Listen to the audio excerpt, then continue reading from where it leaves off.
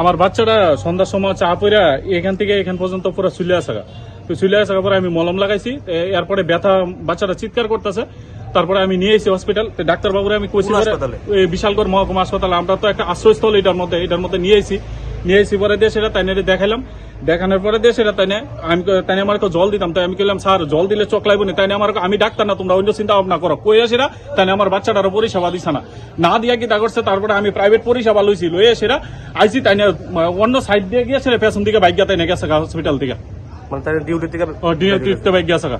আপনার বাড়ি কোন জায়গাতে? আমার বাড়ি মুরাবাড়ি। এখন কি হয়েছে, কি পরিস্থিতি চলতেছে? এখন আইসে সবাই ডাক্তারের নামটাম জিজ্ঞেস করতেছি তারা নামটাম কয় না আমরা এখন কি ডাক্তার নাই ওখানে? না ডাক্তার নাই এখানে তাই যে ডাক্তারে আমরা দেখাইছি তাইনের কাছে আইছিলাম তাই এখন নাই। কোন দিক দিয়ে গেছে তাই এই দিক দিয়ে পেছন দিয়ে বাইক গেছে। আপনার বাচ্চা এখন কই আছে? বাচ্চা এখন বাড়িতে পাঠাইছি মানে ট্রিটমেন্ট করাই বাড়িতে পাঠাইছি এখন।